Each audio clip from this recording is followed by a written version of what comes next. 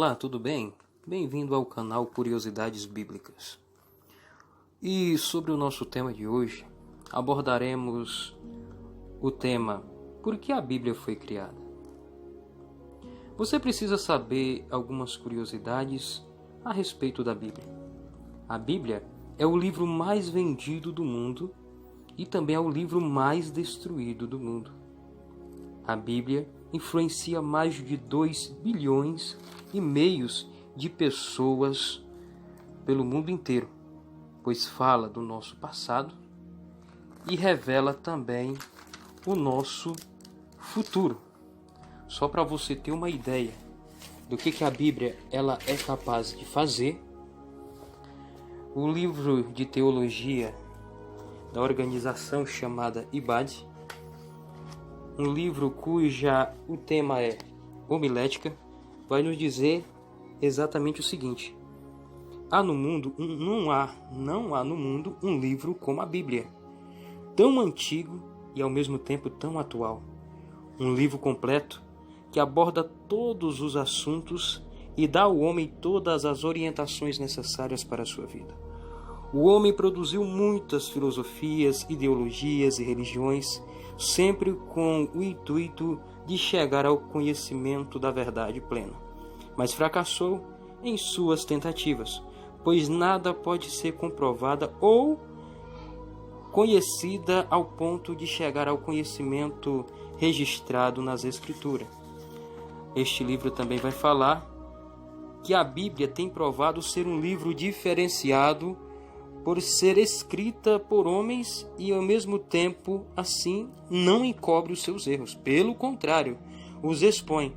Faz isso para que os erros registrados sirvam de lição para aqueles que lerem a palavra de Deus e que não incorrerem e que não encontram nos mesmos erros ou não façam os mesmos erros.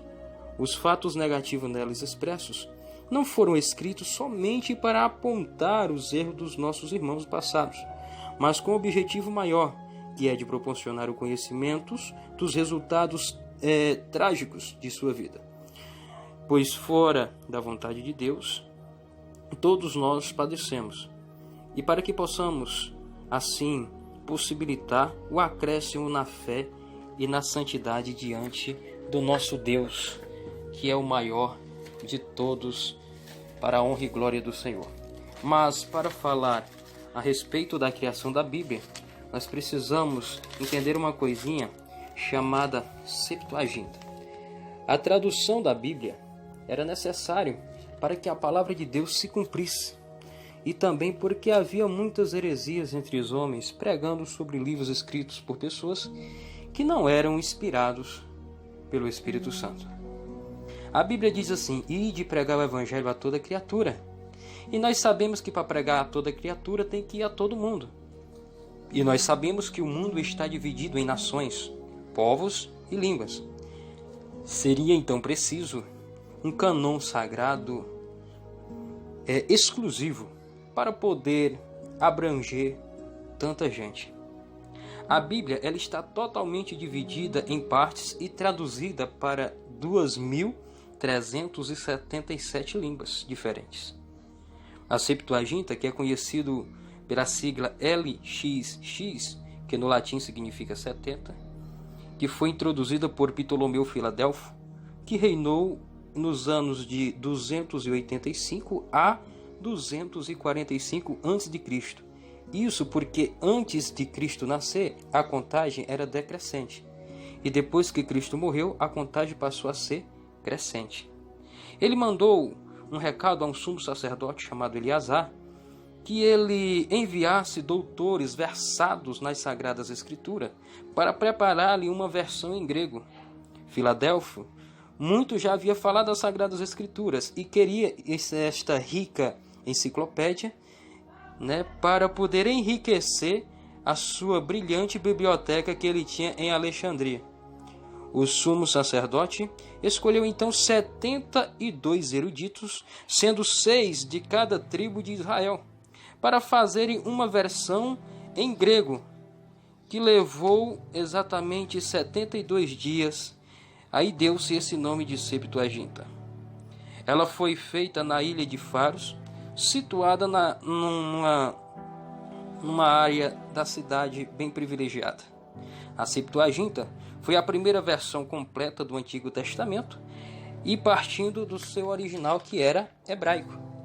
E para que nós possamos entender, foi na Septuaginta que a Bíblia também foi dividida em lei, história, poesia e também profecia. Falarei um pouco sobre a Vulgata Latina. A Vulgata Latina, ou latim, o latim era uma importante língua falada pelos romanos. E nós sabemos que o Império de Roma foi o último império mundial que reinou durante a Bíblia.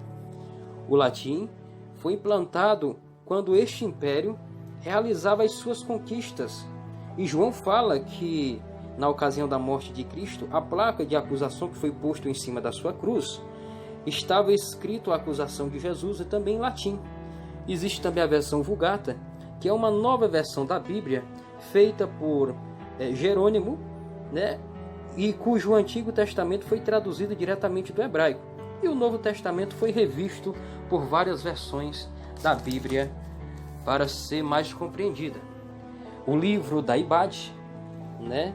Que é um livro de teologia média, cujo nome é Hebreus e Estudo das Epístolas Gerais, ela diz o seguinte, que o desenvolvimento do cânon do Novo Testamento, para ser preciso, foi um processo demorado e basicamente encerrou-se em 175 depois de Cristo, exceto para caso de uns poucos livros cuja autoria ainda é desconhecida e que são estudados até hoje, tá bom?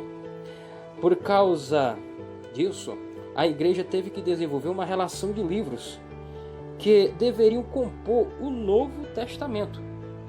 Heréticos, como Marcion, eles estavam formando o seu próprio cânon sagrado, sem conter nada de sagrado nisso, e estava levando o povo ao erro. Os cristãos perseguidos, eles não estavam dispostos a arriscar suas próprias vidas por um livro, se não soubesse que o tal livro integrava o cânon das Escrituras. Como os apóstolos estavam saindo de cena, já estavam morrendo após a morte de Jesus, havia uma necessidade de registrar o que seriam conhecidos como dignos e autorizados ao uso de adoração. E assim, teriam que passar os livros por alguns critérios para ser aceitos pelo povo como cânon sagrado.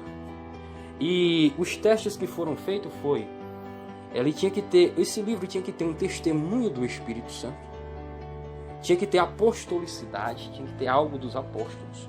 O conteúdo tinha que ser um escrito ou ortodoxo, tinha que ter popularidade ou catolicidade, tinha que ter inspiração divina. Passando por esses critérios, o livro seria considerado como sagrado e poderia integrar a Bíblia no Novo Testamento. E assim que foi formado os 27 livros do Novo Testamento.